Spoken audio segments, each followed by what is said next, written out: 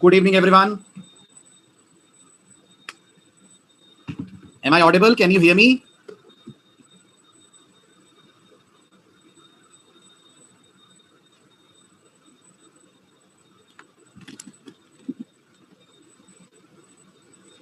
Good. चलिए आगे बढ़ते हैं। अब स्टार्ट करते हैं। यहां से अब आपका क्या स्टार्ट हो रहा है? जल्दी बताइए। आज से क्या स्टार्ट हो रहा है? आज से आपकी, हाँ वो तो है, टॉपिक है। आज से आपकी प्रोजेक्ट की तैयारियां शुरू हो रही हैं, है ना? बस ये मान लीजिएगा, जो आप आज पढ़ेंगे वो सब प्रोजेक्ट की तरफ आपको लेकर जाएगा। फाइन। तो प्रोजेक्ट में सबसे इंपॉर्टेंट जो टॉपिक लगेगा वो मैं आपको अभी पढ़ा रहा हूं, and that is collections, right? So let's start the chapter.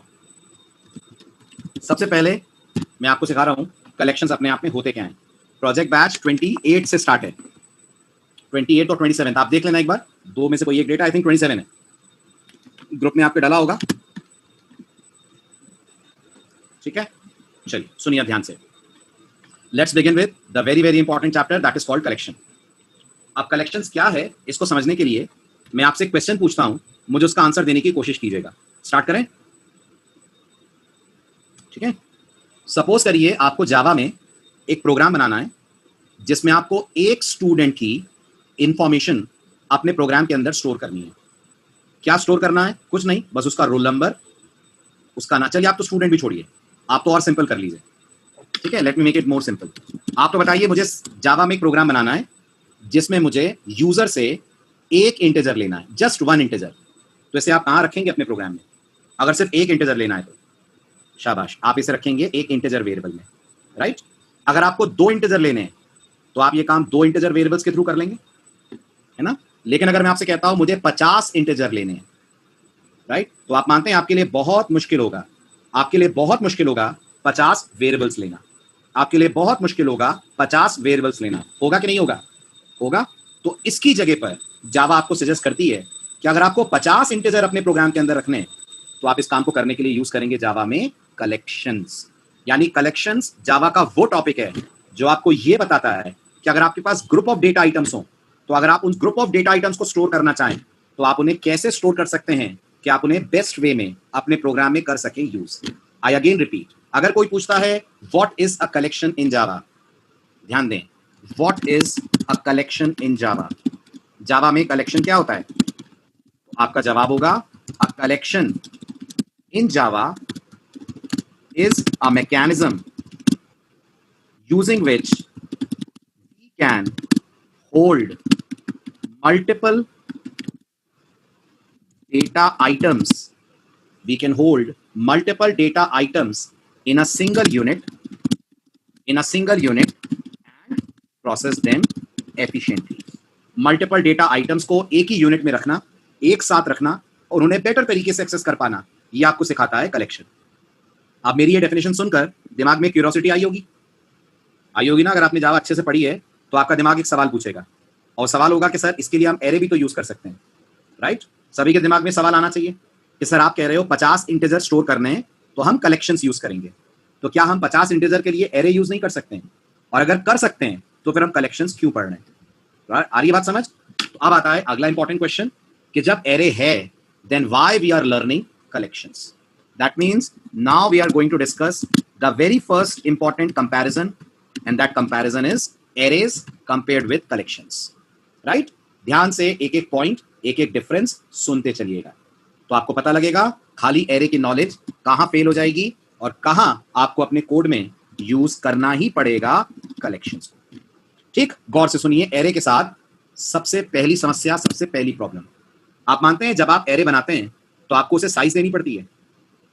बताइए, देनी पड़ती है ना, राइट? और एक बार जो साइज आपने एरे को दे दी वो साइज कभी बदल नहीं सकते आप।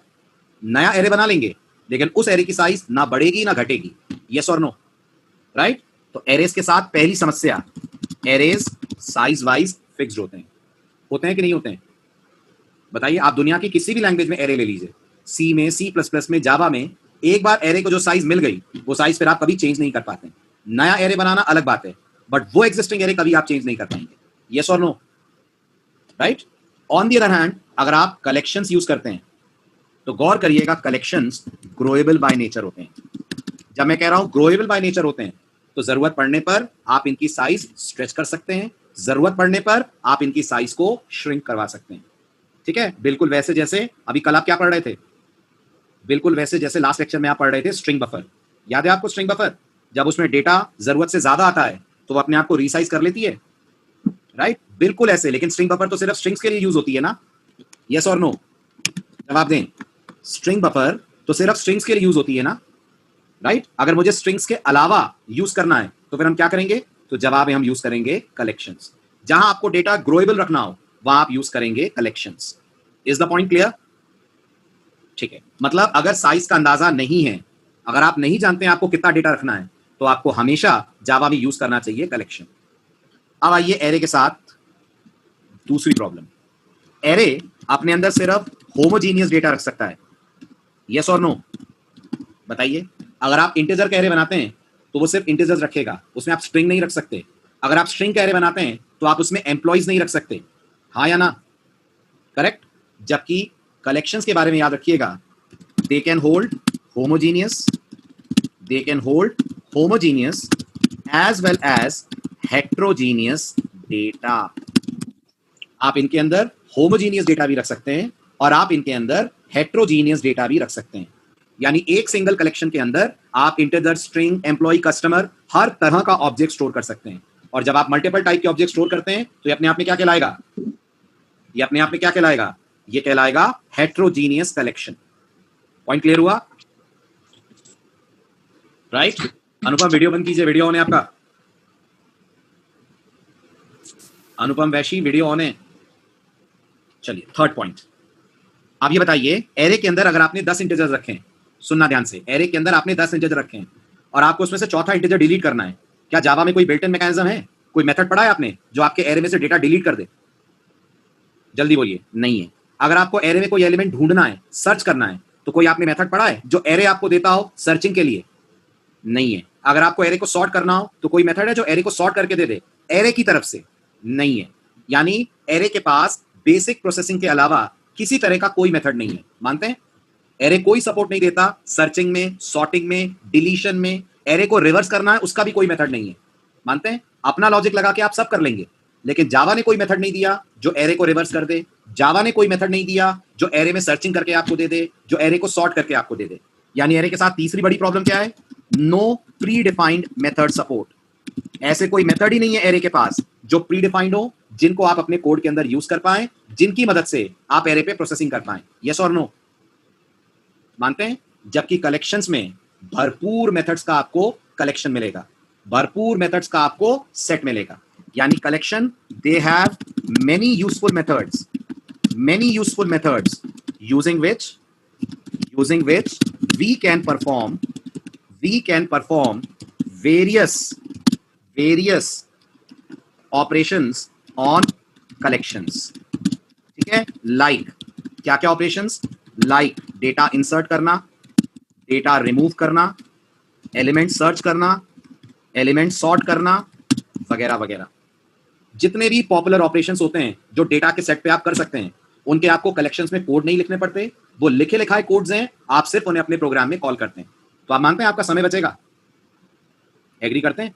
अगर एरे को सॉर्ट करने का मेथड ऑलरेडी जावा दे रही है तो आपका टाइम बचेगा अगर आप जावा से सॉर्ट करा लें, राइट? और आप ये भी मानते हैं जावा का सॉर्ट करने का जो कोड है वो मुझसे और आपसे बेटर होगा। हम लोग जो कोड लिखेंगे, हम जो लॉजिक लेंगे, उससे बेहतर लॉजिक जावा बनाने वाली टीम ने लिए होंगे, राइट? इसलिए भी आपको अपने खुद के लॉजिक्स ना लिखकर इनके कोड्स पे जाना चाहिए, क्योंकि ये कोड्स ऑप्टिमाइज्ड हैं, ये कोड टेस्टेड हैं, और जितने टाइम से जावा मार्केट में है उतने टाइम से ये कोड मार्केट के अंदर है। कितनी ही सारी कंपनीज, कितने ही सारे प्रोजेक्ट्स में कोड लग चुके होंगे, तो आपको कोई दिक्कत नहीं जाएगी इन कोड्स को यूज करने में। बताइए, पॉइंट क्लियर हुआ? Very good. इसलिए एज अ डेवलपर आपको कलेक्शंस जरूर यूज करने चाहिए, क्योंकि बगैर कलेक्शंस के आप कोड लिख जरूर लेंगे, बट वो दूर दूर तक ना ऑप्टिमाइज होगा, ना बेटर तरीके से डिजाइन करा जा सकेगा। आगे बढ़ूं? पॉइंट क्लियर हुआ? ठीक है। अब आता है अगला सवाल, तो क्या फिर आज से एरे लेना बंद? ये सारे कंपैरिजन के बाद क्या हम ये कंक्लूजन पे आ जाएं कि आप जावा में कभी एरे यूज नहीं करेंगे, आज से कलेक्शन ही कलेक्शन यूज करेंगे जावा के खत्म होने तक? नहीं, इसका जवाब है नहीं। आपको एरेज तब जरूर यूज करने चाहिए जब आपको साइज पहले से पता हो। अगर आप पहले से जानते हैं साइज क्या है, अगर आपको पता है डेटा होमोजीनियस बाय नेचर है, अगर आपको लगता है डेटा रन टाइम पे ग्रो और श्रिंक नहीं होगा, अगर आपको डेटा पे कोई एक्स्ट्रा प्रोसेसिंग नहीं करनी है, सिर्फ रखना है और दिखाना है, तो कलेक्शंस मत यूज करिए, कलेक्शंस की जगह यूज करिए आप एरेज। फॉर एग्जांपल एक छोटा सा डेमो, आपको यूजर से हफ्ते के 7 दिन के नाम लेकर स्टोर करने और डिस्प्ले करने। अभी बताइए क्या ये फिक्स है हफ्ते में 7 दिन होंगे, राइट? क्या ये फिक्स है उन दिनों के नाम संडे से लेकर या मंडे से लेकर संडे तक होंगे? तब आपको इसके लिए कलेक्शन यूज नहीं करना चाहिए, तब आपको इसके लिए कलेक्शंस यूज नहीं करना चाहिए। आ रही है बात समझ? ठीक है, दूसरा डेमो, हमारी क्लासरूम में इस समय जितने स्टूडेंट्स हैं मुझे उनका नाम स्टोर करना है। आप सब देख पा रहे होंगे इस समय 35 स्टूडेंट्स हैं, यस और नो, राइट? क्या इस बात की पॉसिबिलिटी है कि इनमें से एक आध स्टूडेंट का नेटवर्क बंद हो जाए और वो क्लास से आउट हो जाए, राइट? क्या इस बात की पॉसिबिलिटी है चलती क्लास में कोई स्टूडेंट ज्वाइन करे, राइट? मान लो वो लेट हो गया हो या लिंक उसको अभी मिला हो या इंटरनेट उसका अब काम कर रहा हो, तो वो अब ज्वाइन करे क्लास स्टार्ट होने के आधे घंटे बाद, पॉसिबिलिटी है, तो आप इस काम के लिए एरे यूज नहीं करेंगे। अगर कोई एरे बनने के बाद उसमें डेटा डालेगा तो आप मानते हैं एरे ग्रो नहीं कर पाएगा। अगर कोई क्लास छोड़ रहा है, क्लास से लॉग आउट कर रहा है, तो एरे अपनी साइज को रिड्यूस नहीं कर पाएगा, यस और नो, करेक्ट? तो ऐसी सिचुएशंस के लिए एरेज नहीं है, ऐसी सिचुएशंस के लिए कलेक्शंस हैं।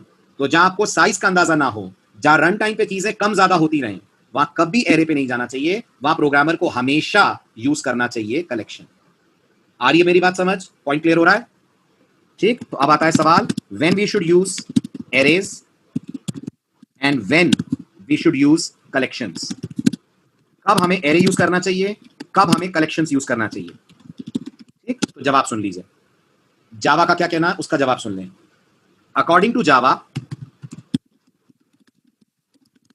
we should use arrays whenever we beforehand know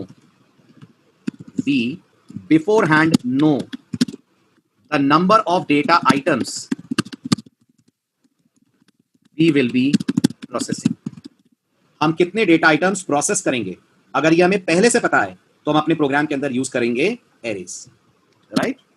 But if the number of items to be processed varies as the code progresses, then we should always go for collections। Moreover, if we just want to save and retrieve the data, then also arrays are sufficient। बताइए ऐसा क्यों कहा जा रहा है? अगर आपको सिर्फ डेटा स्टोर करना है और देखना है, इतना ही काम करना है, तो एरे सफिशिएंट है, ऐसा क्यों कह रहे हैं? जल्दी जवाब दें, जल्दी जवाब दें। अगर सिर्फ डेटा स्टोर और डिस्प्ले करने का काम है आपका, तो एरे सफिशिएंट है, ऐसा क्यों कह रहे हैं?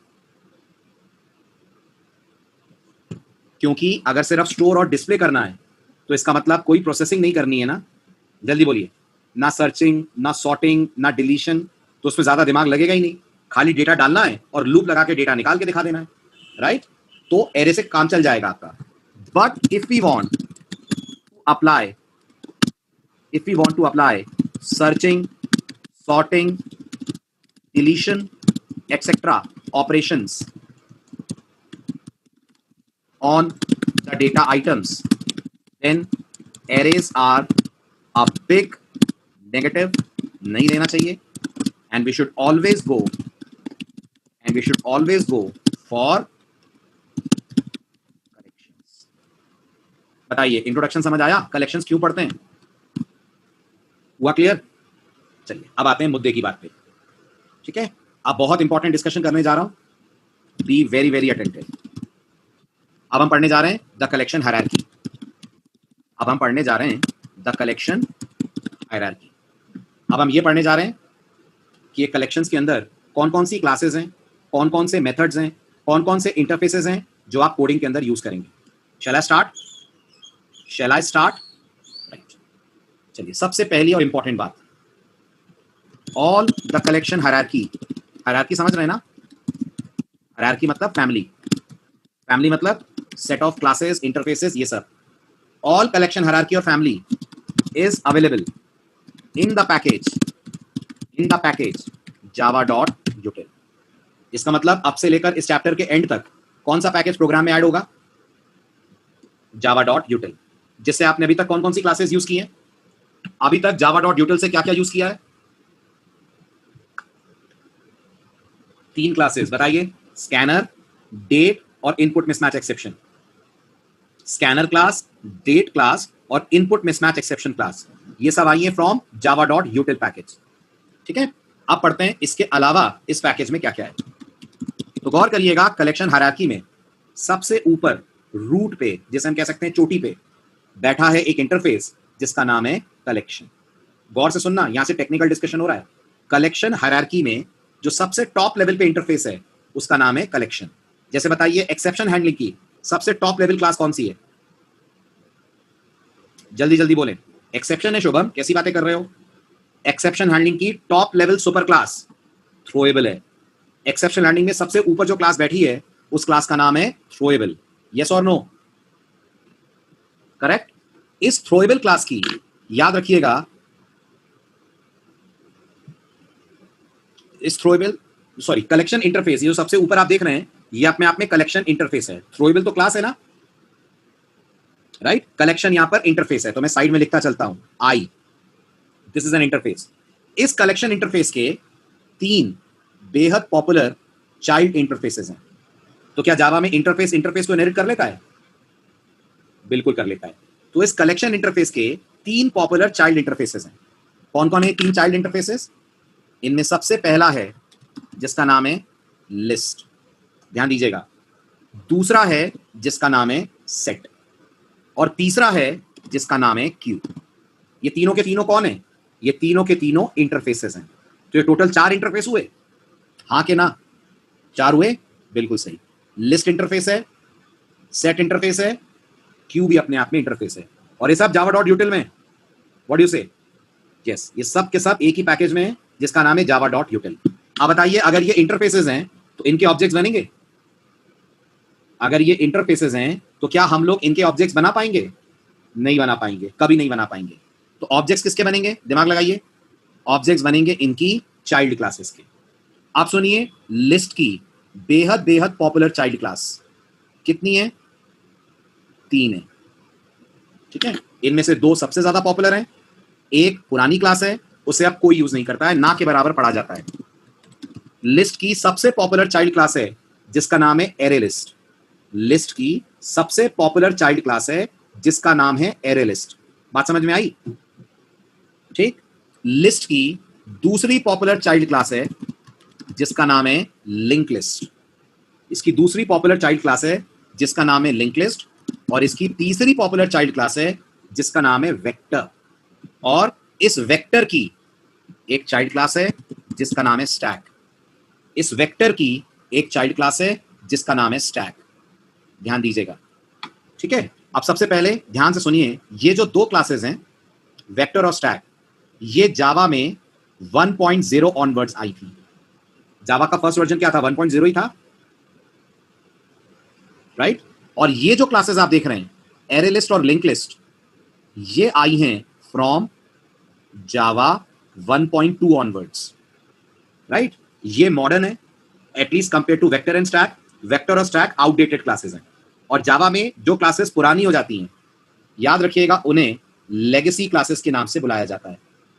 तो वेक्टर और स्टैक आर लेगेसी क्लासेस, हम इन्हें यूज नहीं करते हैं। सलाह दी जाती है इनसे बचिए। अगर इनको यूज नहीं करना है तो दिया क्यों हुआ है? दिया हुआ है बैकवर्ड कंपैटिबिलिटी के लिए, ताकि पुराने कोड्स भी जावा के नए वर्जन पे काम कर जाएं। लेकिन जावा के नए वर्जन पे हमें स्ट्रिक्टली रिकमेंड करा गया है कि हम लोग स्टैक और वेक्टर ना यूज करके किसे यूज करें? जल्दी बोलिए, किसे यूज करें? एरे लिस्ट और लिंक लिस्ट को यूज करें। हमें उसके लिए क्लासेस प्रोवाइड करी गई हैं एरे लिस्ट और लिंक लिस्ट के नाम से। ठीक है, सबसे पहले बात करते हैं अपन एरे लिस्ट क्लास के बारे में। सबसे पहले मैं आपको ओवरव्यू दे रहा हूं एरे लिस्ट क्लास के बारे में। ठीक है, अगर मैं कहूं एरे लिस्ट क्लास की क्या खास बात है, what is important feature of array list class, what are important features of array list class? तो सबसे पहले याद रखिएगा, एरे लिस्ट क्लास अपने आप में इंटरनली एक ग्रोएबल एरे बनाती है। जब मैं कह रहा हूं ग्रोएबल एरे बनाती है, तो मेरा मतलब एक एरे की तरह आपको इसको साइज बताने की जरूरत नहीं पड़ती। एक एरे की तरह आपको इसको साइज बताने की जरूरत नहीं पड़ती। समझ में आ रहा है? राइट? जब एरे बनाते हैं तो साइज बताते हैं, जब एरे बनाते हैं तो साइज बताते हैं, वेरी गुड, लेकिन एरे लिस्ट को साइज नहीं चाहिए, ये अपने आप डेटा को अरेंज कर लेगी, ग्रो कर लेगी जैसे जैसे डेटा आप इसके अंदर डालते जाएंगे। इसलिए मैंने कहा इसके पास एक ग्रोएबल एरे होता है। इसकी दूसरी खास बात, ये आपको सारा डेटा इंडेक्स के बेसिस पर रखने देती है, stores data in the form of indexes. अब गेस करिए, अगर डेटा इंडेक्सेस के फॉर्म में है तो फिर पहला, दूसरा, तीसरा, इस तरह से डेटा की नंबरिंग होगी, क्या बोलते हैं, होगी। तो फिर हम सीधे इंडेक्स से डेटा एक्सेस कर पाएंगे, हम सीधे इंडेक्स से डेटा एक्सेस कर पाएंगे, हाँ। और जब डेटा इंडेक्स से एक्सेस होगा तो आप मानते हैं फास्ट होगा, है ये एक ऑब्जेक्ट लेकिन आपको इंडेक्स करने को देता है अपने एलिमेंट्स पे, एरे लिस्ट का ऑब्जेक्ट बनेगा, लेकिन उस ऑब्जेक्ट के साथ आप इंडेक्सेस यूज कर पाएंगे और इंडेक्स के थ्रू डेटा को फेच कर पाएंगे। आ रहा है समझ? So stores data in the form of indexes and thus retrieval of data is very fast. हम बेहद फास्ट तरीके से डेटा को रिट्रीव कर सकते हैं अगर डेटा को रखते हैं एरे लिस्ट के अंदर। आ रही है बात समझ? राइट। थर्ड पॉइंट, आपको डेटा डुप्लीकेट रखना अलाउ होता है, आपको डेटा डुप्लीकेट रखना अलाउ होता है। फॉर एग्जाम्पल, आपको लोगों के नाम रखने या एक क्लास में स्टूडेंट्स के नाम रखने, तो क्या पॉसिबल है एक क्लास में 2 स्टूडेंट के नाम सेम हो? है तो आप ये काम एरे लिस्ट के थ्रू कर सकते हैं। एरे लिस्ट मना नहीं करती, आप उसमें डुप्लीकेट डेटा डाल सकते हैं। आया समझ? चौथा, preserves insertion order of the data. Preserves insertion order of the data, क्या मतलब इस बात का, जल्दी बताइए। इंसर्शन ऑर्डर प्रिजर्व करती है, यानी जब आप इसके अंदर डेटा डालेंगे और जब आप इससे डेटा निकालेंगे तो डेटा उसी ऑर्डर में बाहर आएगा जिस ऑर्डर में आपने इसमें डाला है। तो अगर मैंने इसमें डाला है सुमित अमित राम, तो मुझे मिलेगा क्या बताइए? अगर मैंने डाला है सुमित अमित राम तो मुझे क्या मिलेगा? मुझे सुमित अमित राम का ही ऑर्डर मिलेगा। तो डेटा जिस ऑर्डर में जाएगा उसी ऑर्डर में बाहर आएगा। इसको बोलते हैं इंसर्शन ऑर्डर प्रिजर्व्ड। याद रखिएगा, ये कलेक्शन का टर्म है, इसको बोलते हैं इंसर्शन ऑर्डर प्रिजर्व्ड। समझ आई बात? Very good. Insertion order preserve रखने को देती है एरे लिस्ट आपको। This is all about array list class. तो एक बार फिर समराइज करता हूं, लिस्ट की चाइल्ड क्लास है ये, वो भी लिख देता हूं। Let me mention this point also ताकि आप याद रख पाए। It is derive class of list. तो इसका मतलब इसके पास लिस्ट के सारे मेथड्स होंगे। क्या कहते हैं? इसके पास लिस्ट के सारे मेथड्स होंगे, बिल्कुल। और कलेक्शन के भी सारे मेथड होंगे, कलेक्शन वाले भी इसके पास आए होंगे, हाँ, क्योंकि कलेक्शन को लिस्ट ने इनहेरिट करा हुआ है। तो कलेक्शन के मेथड लिस्ट में आएंगे, लिस्ट के मेथड एरे लिस्ट के पास आएंगे, राइट। और सारे मेथड एब्स्ट्रैक्ट होंगे जो लिस्ट और कलेक्शन से आए होंगे, हाँ। और इसने उन्हें प्रॉपर तरीके से ओवरराइड करा होगा, इसने उन्हें प्रॉपर तरीके से ओवरराइड करा होगा। यस और नो? बिल्कुल, ये पूरा डेटा प्रॉपर तरीके से इसने ओवरराइड करा है, ठीक है। तो एरे लिस्ट क्लास आप तब यूज करिए जब डेटा ग्रोएबल हो, डेटा को इंडेक्स के बेस पर फेच करना हो, और आप चाहते हो कि डेटा अगर डुप्लीकेट है तो जावा एरे में डेटा, एरे लिस्ट में डेटा स्टोर करने से मना ना करे। Am I clear with this? आ रहा है समझ? चलें आगे, चलिए नेक्स्ट आती है हमारे पास the link list class.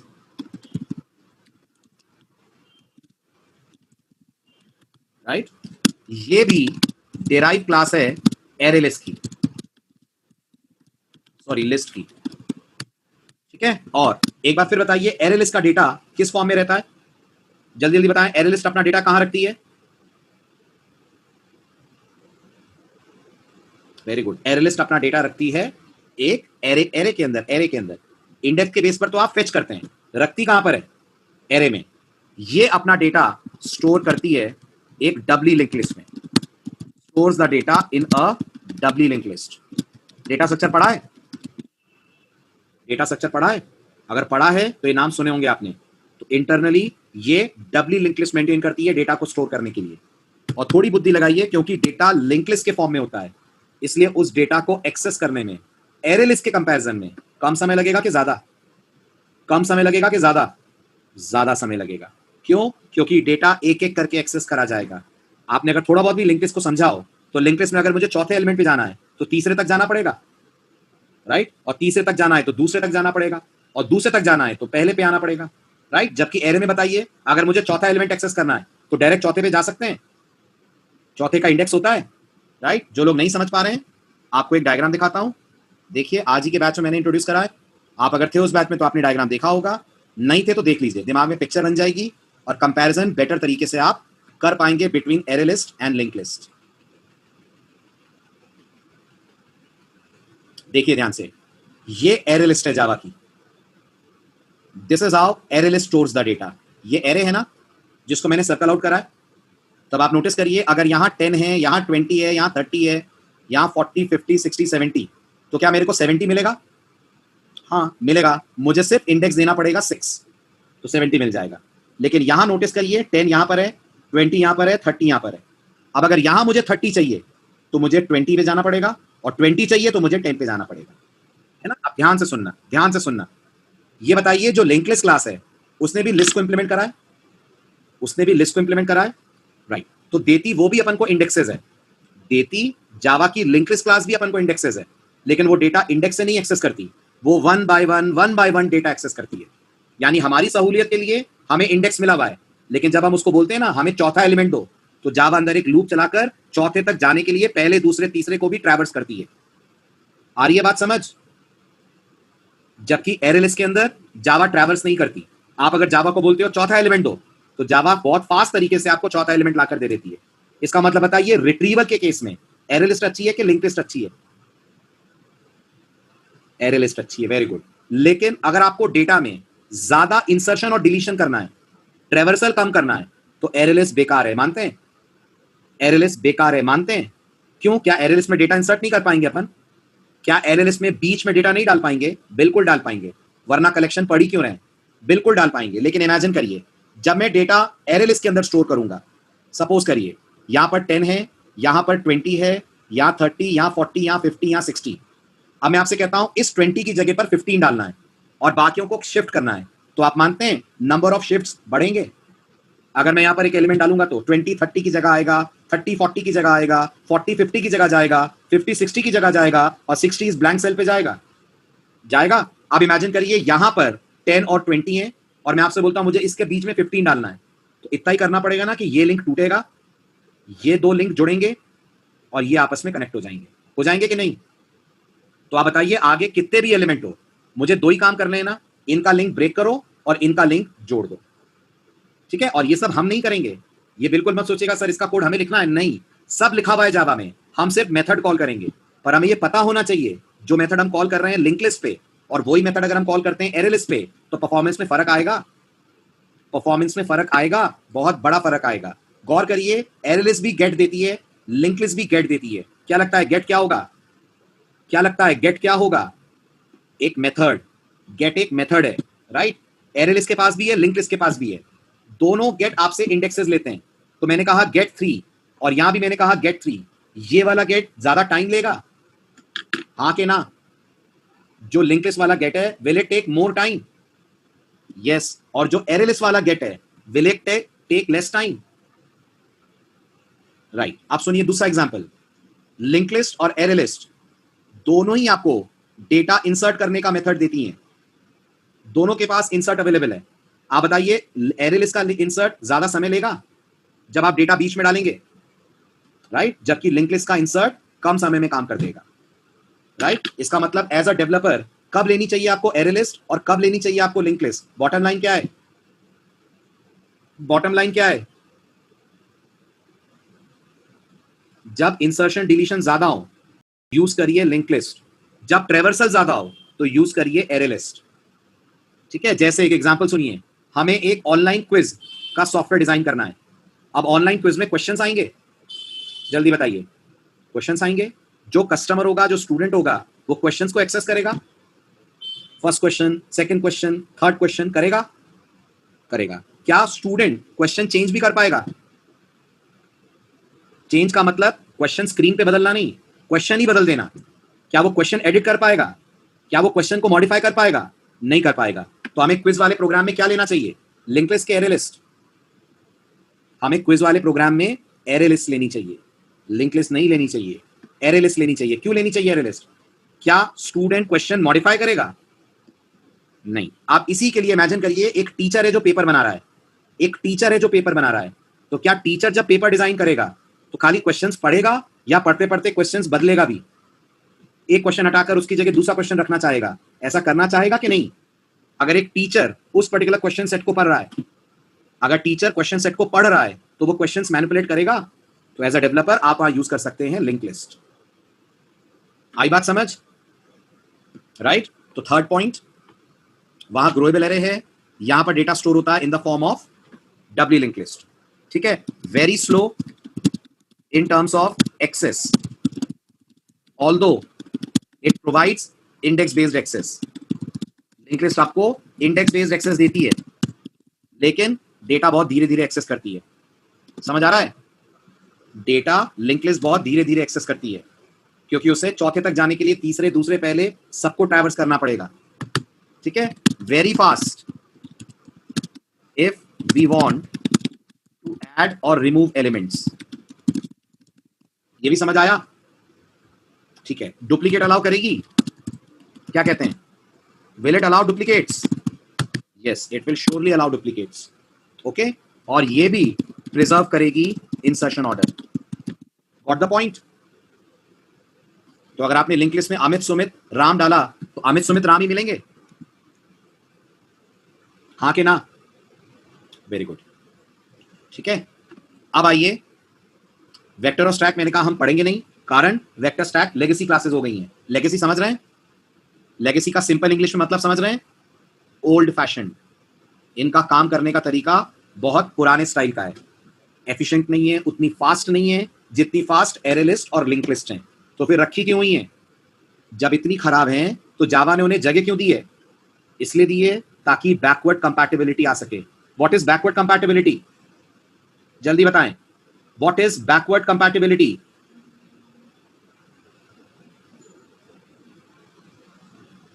Very good. Backward compatibility is नए वर्जन पे पुराने वर्जन के कोड्स का चलना, नए वर्जन पे पुराने वर्जन के कोड्स का चलना। आ रहा है समझ? चलूं आगे?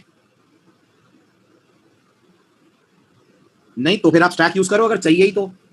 हरीश, चाहिए तो कोई ऑप्शन नहीं है, फिर तो यूज करो आप, राइट? लेकिन अगर स्टैक के बिना काम चल रहा है तो आप इन क्लासेस को यूज कर लो।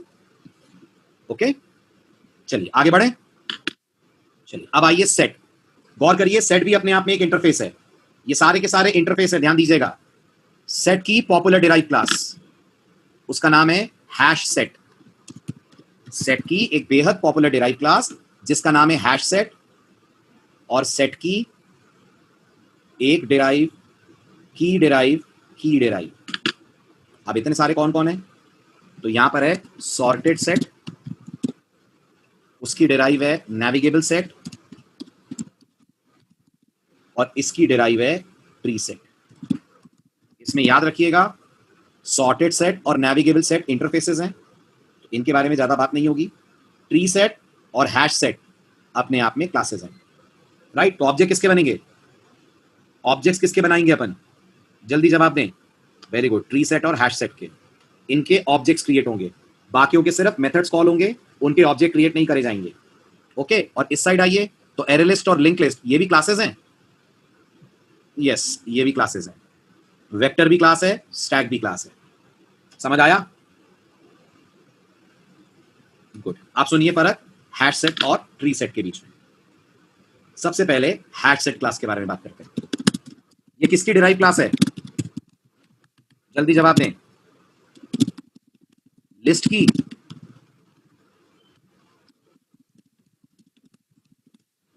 वेरी गुड, सेट की डिराइव है। ठीक है, अब हैश सेट के नाम में हैश वर्ड आ रहा है।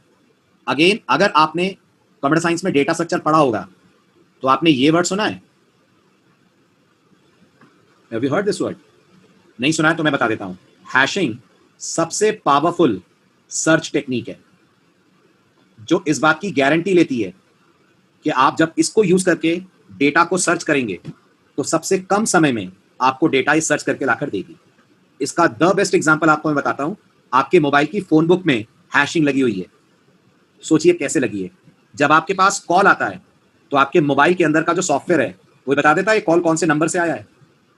अगर वो कॉल आपकी एड्रेस बुक के किसी नंबर का है, आपको क्या लगता है आपकी मोबाइल के अंदर जो सॉफ्टवेयर है वो आने वाले कॉल का नंबर उठाकर एड्रेस बुक में एक एक नाम से मैच करता होगा? अगर आपकी एड्रेस बुक में 2000 नाम है तो वो 2000 कंपैरिजन करता होगा? नहीं, वो वहां पर एक टेक्निक यूज करता है विच इज कॉल्ड हैशिंग। तो आप देखते हैं जैसी रिंग बजती है with in fraction of second screen पे नाम फ्लैश होता है। तो आपका मोबाइल बेस्ट एग्जांपल है हैशिंग नाम की टेक्निक का। आप एंड्रॉइड फोन यूज कर रहे हो, आईफोन यूज कर रहे हो, इनमें जो कॉन्टैक्ट ऐप है वो हैशिंग यूज करके पूरा डेटा स्टोर और रिट्रीव करती है। आ रही है बात समझ? ठीक। तो जावा में अगर कोई आपसे ये पूछता है सबसे ज्यादा स्पीड कौन सी क्लास के पास है अगर मुझे डेटा सर्च करवाना है, तो अगर आपको डेटा सर्च करवाना है तो सबसे ज्यादा स्पीड आपको मिलती है हैशसेट क्लास के पास। फॉर एग्जाम्पल मैं आपसे कहता हूं यूजर से 50 नंबर लो, सुनना ध्यान से, यूजर से 50 नंबर लो, फिर एक नंबर और मांगो और ढूंढ के बताओ वो नंबर इन 50 नंबरों में है कि नहीं है। ये बहुत कॉमन सा प्रोग्राम है ना जो आप एरे पे करते हैं, सी में, सी प्लस प्लस में, सब में आपने इसे एरे पे ट्राई करा होगा। सारे नंबर उठाकर डाल दिए एरे में, फिर वो नंबर एरे में सर्च करते हैं कि नहीं?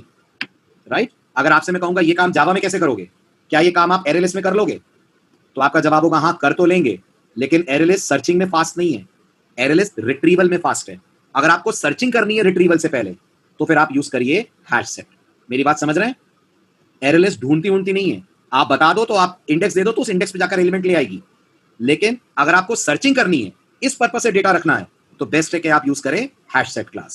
राइट। तो क्योंकि ये हैशिंग के कॉन्सेप्ट पे बेस्ड है, इंटरनली हैश टेबल मेंटेन करती है, इसलिए ये ऑप्टिमाइज तरीके से सर्चिंग कर सकती है। ठीक है, internally uses hashing as well as hash table, and thus it is the best choice if we want to perform searching on a set of data items,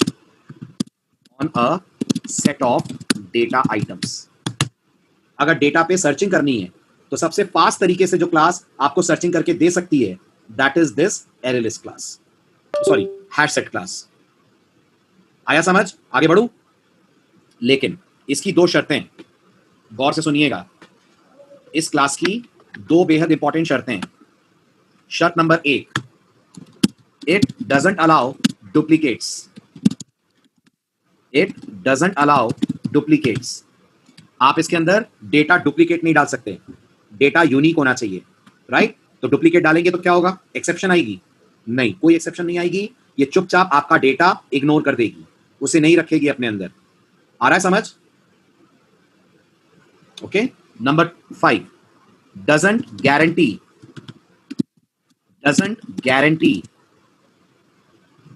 about insertion order.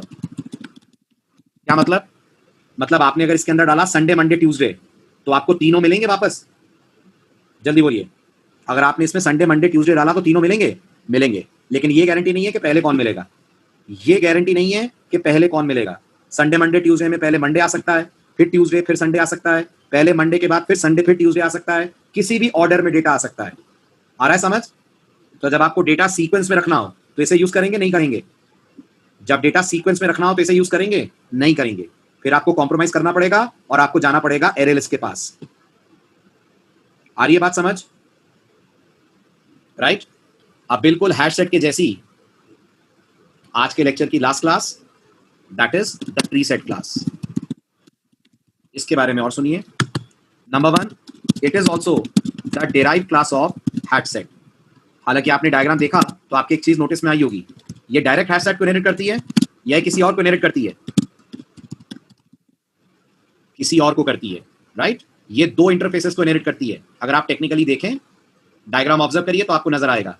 ये inherit करती है पहले, देखा, navigable set, जो खुद inherit करता है sorted set को। तो आप थोड़ी सी बुद्धि लगाइए, ट्री सेट के पास ज्यादा मेथड्स होंगे as compared to hash set. सोचिए, होंगे ना? हैश सेट के पास उतने ही मेथड है जितने इन दोनों के पास हैं, कलेक्शन और सेट के पास जितने इनके पास है वो हैश सेट के पास हैं। लेकिन ट्री सेट के पास कलेक्शन के, सेट के, सॉर्टेड सेट के, नेविगेबल सेट के, सबके मेथड्स हैं। क्लियर हुआ? पहली खास बात। दूसरी खास बात ट्री सेट के बारे में, ये इंटरनली, अगेन अगर डेटा स्ट्रक्चर आपने पढ़ा है तो बीएसटी मेंटेन करती है, इंटरनली मेंटेन्स अ बीएसटी। सुना है BST? Have you heard this? सही तो है. It is also derive class of set. Sorry, right. BST का फुल फॉर्म बताइए. What does BST stand for? Binary search tree. ठीक है. इसकी सबसे स्पेशल बात, ये डेटा को ऑटोमेटिकली सॉर्टेड वे में रखती है. Automatically sorts the data. तो अगर मैं आपसे कहता हूं मेरे पास एम्प्लॉइज की एक लिस्ट है, उन्हें सैलरी के बेस पर सॉर्ट करो, तो आप ये काम ट्री सेट से करा सकते हैं. ट्री सेट का काम ही है डेटा को ऐसे रखना कि डेटा सॉर्टेड रहे. आ रहा है समझ? तो इसका मतलब इसका जो रिट्रीवल होगा वो किस ऑर्डर में होगा? इंसर्शन ऑर्डर में होगा या रैंडम ऑर्डर में होगा? जल्दी बताइए. इससे जो हम डेटा रिट्रीव करेंगे तो डेटा हमें इंसर्शन ऑर्डर में मिलेगा कि रैंडम में? बिल्कुल बता सकते हैं शुभम. आप बोलिए सर ना इंसर्शन मिलेगा ना रैंडम मिलेगा, डेटा सॉर्टेड ऑर्डर में मिलेगा. हाँ कि ना? तो अगर आपने इसको दिया 729 तो ये आपको क्या देगी? अगर आपने इसको दिया 729 तो ये देगी आपको 279. राइट. एरे लिस्ट आपको क्या देगी अगर आपने उसमें 729 रखा तो वो भी 729 ही देगी. और हैश सेट कुछ भी देगी. हो सकता है हैश सेट 729 दे, हो सकता है 927 कर दे, हो सकता है 972 कर दे. पर अगर आपको डेटा सॉर्टेड वे में चाहिए तो आप यूज करेंगे preset class. Right. So retrieval of data is always in sorted order. Point clear हुआ? पांचवा पॉइंट. राइट. ये भी डुप्लीकेट अलाउ नहीं करती. It also doesn't allow duplicate, क्योंकि ये सेट की डिराइव है. और आप मैथ्स के पॉइंट ऑफ व्यू से याद करिए तो याद आएगा सेट यूनिक कलेक्शन होता है ना एलिमेंट्स का. मैथ्स ने यही पढ़ाया है. क्योंकि सेट एलिमेंट्स का यूनिक कलेक्शन होता है, इसलिए यहां भी गौर करिए, हैश सेट और ट्री सेट यूनिक डेटा ही रखती हैं. हैश सेट और ट्री सेट यूनिक डेटा ही मेंटेन करती हैं. समझ में आया? तो आप बताइए फास्ट कौन इन दोनों में से? जल्दी बताइए इन दोनों में से फास्ट कौन है? Very good. इन दोनों में नहीं, पूरे जावा कलेक्शन में सबसे फास्ट है हैश सेट. ओके. लेकिन हैश सेट खुद अपने आप में ऑब्जेक्ट बनाकर मेथड जब आप कॉल करेंगे तब डेटा को करेगी आपके लिए मेंटेन रैंडम ऑर्डर में, लेकिन वो ऑर्डर फास्ट होगा. आ रहा है समझ? चलिए आइए नेक्स्ट लेक्चर. परसों सेम टाइम, परसों स्टार्ट करेंगे इनकी प्रोग्रामिंग. बिल्कुल बिल्कुल. नल का भी कॉन्सेप्ट है हरीश, आगे आएगा. ये लोग नल कैसे हैंडल करते हैं. हाँ, स्क्रीनशॉट्स दे रहा हूं मैं. स्लाइड शेयर कर दूंगा इसकी स्लाइड्स हैं पूरी, वो शेयर हो जाएंगी. आप फिलहाल स्क्रीनशॉट्स ले लें, लेना चाहें तो.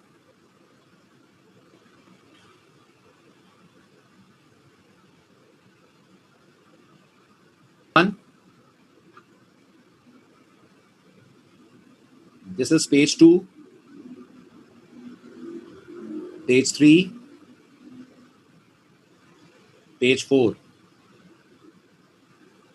page 5. क्लियर? चलिए आइए नेक्स्ट लेते हैं इसके programming. Bye bye, take care.